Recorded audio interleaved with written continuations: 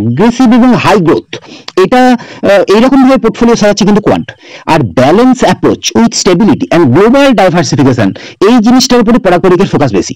R moderate to high risk good equity exposure, এইটা হচ্ছে JM এর বক্তব্য আর কি। এরপর ফান্ড পিকারের অ্যানালিসিস আর ওভারল্যাপিং ডেটাটা দেখার আগে মোস্ট ইম্পর্টেন্ট যেটা, সেটা রিস্ক রেশিওস, সেটা দেখে নিই। প্রথমে দেখুন মিন মানে এভারেজ রিটার্ন। এভারেজ রিটার্ন এখানে ক্যাটাগরি এভারেজ হচ্ছে 16, সেখানে কোয়ান্ট দিচ্ছে 24, পারাগপরিক দিচ্ছে 23 আর জেএম দিচ্ছে 27। তাহলে জেএম এর গড় রিটার্ন, এভারেজ রিটার্ন কিন্তু বেশি। এবারে এইচডি আর বিটা যদি দেখেন, এইচডি বিটা হচ্ছে ভোলাটিলিটি ইন্ডিকেটর। এখানে এভারেজ যদি ক্যাটাগরি এভারেজ যদি দেখেন, এইচডি হচ্ছে ট্যাডো আর বিটা হচ্ছে 0.91। এক্ষেত্রে ইনভেস্টার মনে করে লোয়ার ইজ বেটার, মানে কম ভোলাটিলিটি হলেই ভালো। সেক্ষেত্রে দেখুন পারাগপরিক কিন্তু ভালো, 9.8 হচ্ছে এইচডি আর 0.6 হচ্ছে বিটা।